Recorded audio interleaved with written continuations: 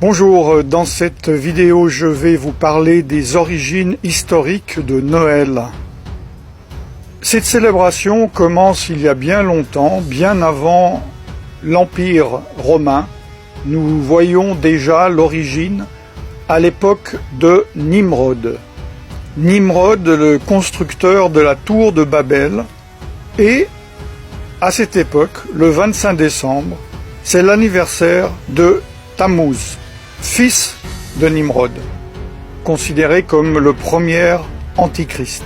Nimrod épousa sa propre mère, dont le nom était Sémiramis. Après la mort de Nimrod, Sémiramis affirma qu'un conifère mature avait poussé en une nuit d'une souche d'arbre mort. À chaque anniversaire de sa naissance, elle affirmait que Nimrod visiterait l'arbre à feuilles persistantes et y laisserait des cadeaux. Le 25 décembre était donc cet anniversaire. Nimrod, donc, que l'on peut appeler également le Seigneur de Noël. En Égypte également, c'est la célébration du culte du dieu soleil, Ré ou Ra, et d'Osiris, dieu de la fertilité. En Perse, c'est le culte du dieu soleil, Mitra. En Grèce, c'est le culte du dieu soleil, Hélios, et de Dionysos, également dieu de la fertilité et du vin. À Rome, bien avant la naissance de Jésus-Christ, c'est le culte du Sol Invictus, le soleil invaincu. Dans d'autres cultures païennes, le 25 décembre, qui correspond au solstice d'hiver, célèbre la naissance de dieux païens comme Attis, Bacchus, Dionysos, Hélios, Horus, Mithras, Nimrod, Perséus, Sol Invictus, Tammuz. Et finalement, cette nouvelle idole, ce nouveau dieu récupéré par l'Empire romain, Jésus, qui fut rajouté et assimilé à ces cultes païens. L'Empire romain, culture païenne par excellence, avec sa religion panthéiste, l'adoration de nombreux dieux, célébrait les Saturnales. Que sont les Saturnales ? Voici ce que dit l'encyclopédie Britannica. Dans l'Empire romain, les Saturnales étaient une fête de divertissement et d'échange de cadeaux. Le 25 décembre était également vu comme l'anniversaire du dieu Mitra, le soleil vertueux. À la nouvelle année romaine, les maisons étaient décorées de verdure et de lumière. Ces Saturnales étaient en l'honneur du dieu Saturne. C'est une divinité, une des divinités romaines, et de peur d'être détrôné par l'un de ses enfants, il dévora chacun d'eux à leur naissance. Il préside la période qui précède le solstice d'hiver, celle donc des Saturnales. Pendant le reste de l'année, c'est un Deus Otiosus, un dieu en sommeil, dont la statue est liée par des bandelettes, dont on ne le libère qu'au moment des Saturnales. Il a été assimilé par les anciens au titan grec Chronos, le dieu du temps. Saturne est un impulseur de biens, aspect que l'on retrouve dans les réjouissances et les cadeaux des Saturnales, des fêtes de divertissement et d'échange de cadeaux. Ces Saturnales étaient considérées comme joyeuses, car elles étaient pratiquées dans l'ivrognerie et la débauche. À la nouvelle année romaine, les maisons étaient décorées de verdure et de lumière.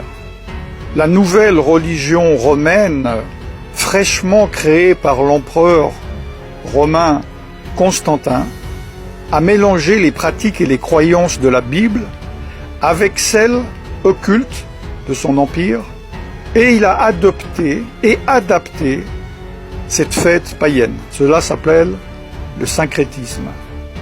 On m'a demandé des faits. Ce que je viens vous dire sont des faits. Voici d'autres faits. Noël, par exemple, a été illégal aux États-Unis d'Amérique jusqu'au XIXe siècle, étant considéré comme elle est, c'est-à-dire une ancienne fête païenne. Vous pouvez voir sur le panneau en anglais que je traduis « Avertissement public », l'observation de Noël ayant été jugé comme un sacrilège, l'échange de cadeaux, de célébrations, l'habillement fin et d'autres pratiques sataniques similaires sont interdites. Autre fait, au XIXe siècle, en Grande-Bretagne, Charles Spurgeon, surnommé le prince des prêcheurs, une personne appréciée par tous les protestants, les évangéliques et les pentecôtistes. C'est une référence dans ce milieu.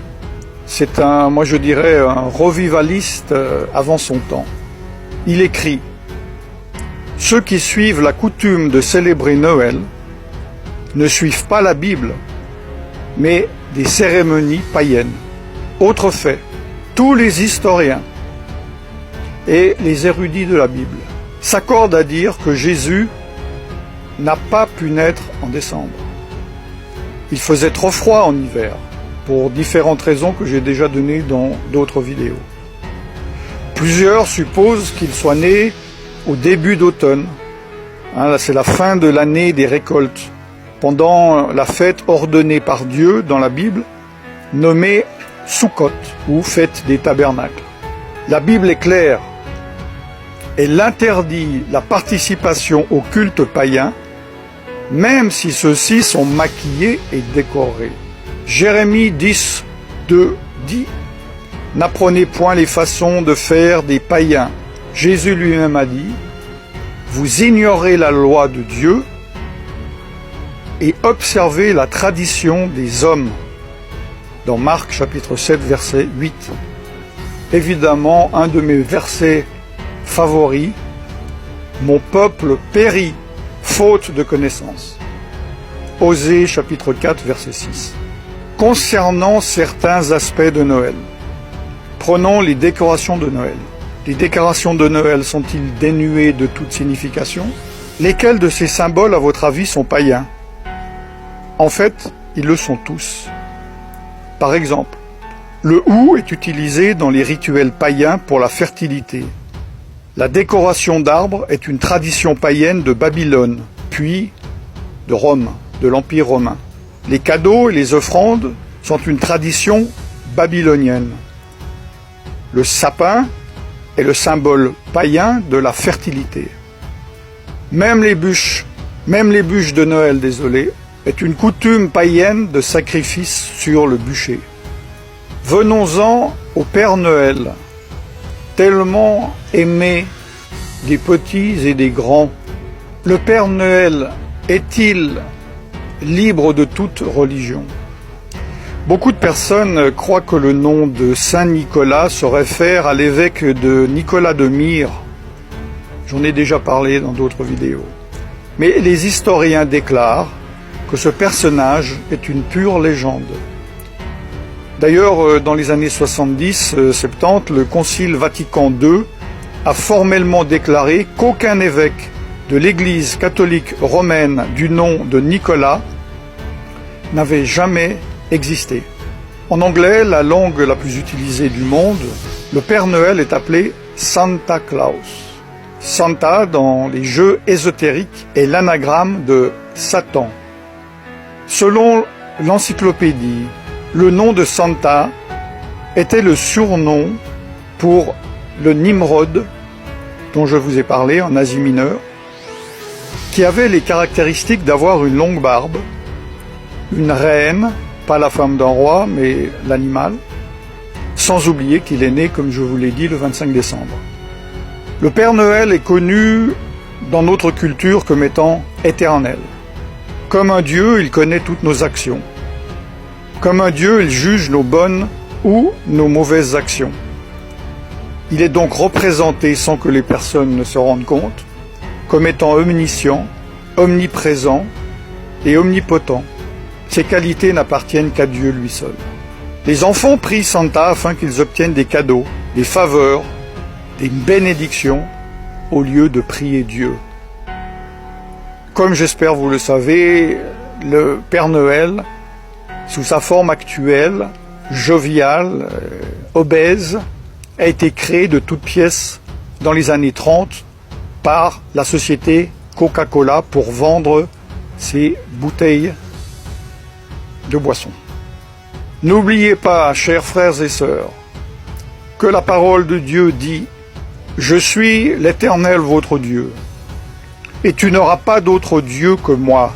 Exode chapitre 20, versets 2 à 3. Dieu également a fixé des fêtes. En tant que chrétien, vous pouvez très bien dire qu'elles ne sont pas applicables vu que vous êtes sous sous la nouvelle alliance. Je ne vais pas traiter de cela. Si vous ne comprenez pas les choses de Noël, vous ne comprenez pas encore ces choses. Mais Dieu, dans Lévitique, tout le chapitre 23, a parlé de ces fêtes, les temps que lui-même a fixés, son calendrier. Le calendrier du Dieu dont vous dites être son enfant. Pourquoi vous rassemblez-vous dans le calendrier que Satan a fixé, au lieu de vous rassembler dans le calendrier que Dieu a fixé?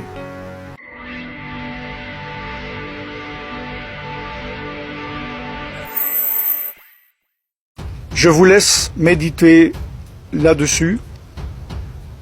À partir de ce jour, vous ne pourrez plus dire que vous ne saviez pas. Prenez vos responsabilités, priez et faites votre choix d'obéir à Dieu, de désobéir à Dieu, d'être bouillant, d'être froid ou d'être tiède. N'oubliez pas que Jésus vomira les tièdes de sa bouche. Je ne vous souhaite donc pas un joyeux Noël.